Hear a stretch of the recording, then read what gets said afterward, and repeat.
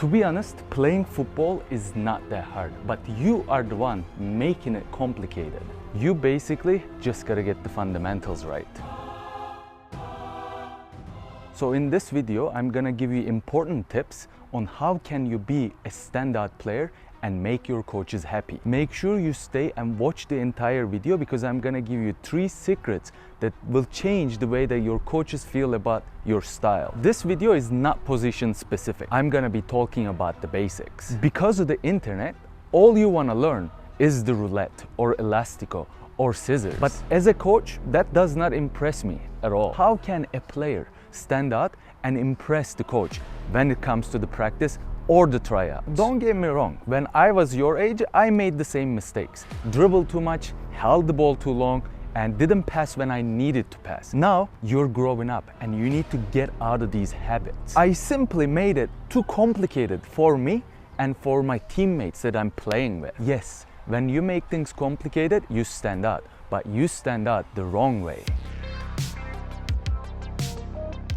Because you complicating things doesn't only complicate things just for you, but it also complicates it for your coach as well as for your teammates you're playing with on the pitch. Because I know you played with that teammate just complicates things. Doesn't pass when they need to pass. And when they decide to pass you finally, now you are not prepared because you'd never expect when you're gonna receive the ball from those players. Simply just don't be that player. This is exactly why one of the first things coaches look for is the ability to make early decisions. You can also call this a game IQ or awareness. See, now you're gonna come and you're gonna tell me I have great game IQ because I can dribble, I can go out on the wide side of the field and cross the ball inside and deliver perfect crosses. But that's not what a game IQ is. Game IQ is knowing when you should be playing simple or when you should be releasing the ball as soon as you can and making those early decisions. In my opinion, a player doesn't make an early decision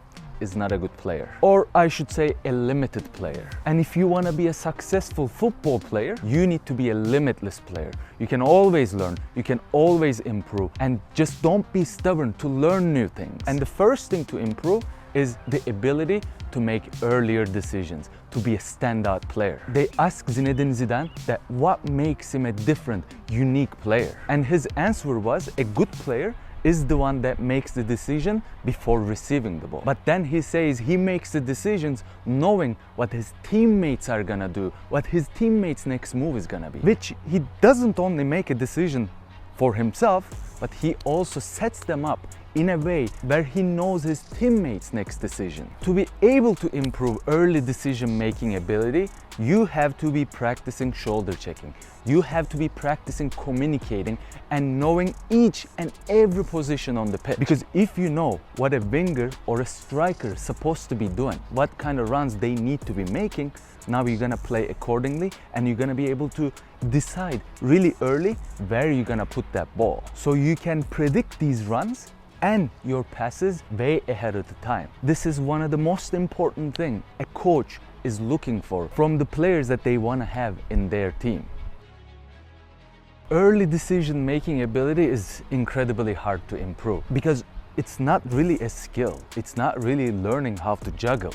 It's just improving your brain and making yourself mentally stronger so you can make early decisions. And when it comes to playing football, yes, I can guarantee you 100% you gotta make that decisions as early as possible. Then we get to the passing basics. You could say that you are great at passing.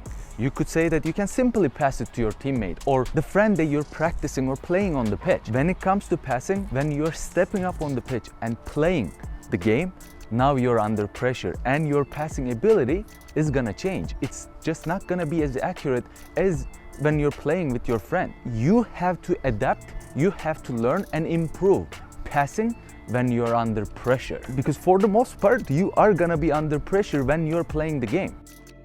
Your passes in the game needs to be as accurate as they are when you're at the practice. Because a good passing or excellent passing accuracy also means that you're setting up your teammates nicely with your passes, not setting them up for failure. Yes, your pass went from A to B, no problem. But if the ball is bouncing, or if you pass the ball to your teammate's weaker foot, it's just not gonna be as simple for your teammate, because you can't just think about yourself, where when the ball gets to your teammate, that pass has to be setting your teammate up for their next move as well. So you gotta consider all these things, because at tryout you're going to, or when you're at the practice and coach is watching you, they're gonna look at you. They're gonna look at how you're setting your teammates up with your passes. Are you sending accurate passes? Or if the ball is bouncing as the ball is getting to your teammate? Because playing football is not only about you. Playing football is learning how you can play with 11 people. To be able to improve this ability, I made a video about passing basics where you can watch. But at the same time, when you're at the practice or playing with your friends on the pitch, don't be stationary, move around and pretend like you're under pressure. Try to pass the ball when you're running very fast with the ball, and try to set your friend up as nice as possible, as well as be accurate with your passes. Then we get to our last point, which is obviously your first touch. Your first touch is everything. Your first touch is what makes you make that early decisions, or pass accurately, or dribble. If you have a bad first touch, you simply are not gonna make it.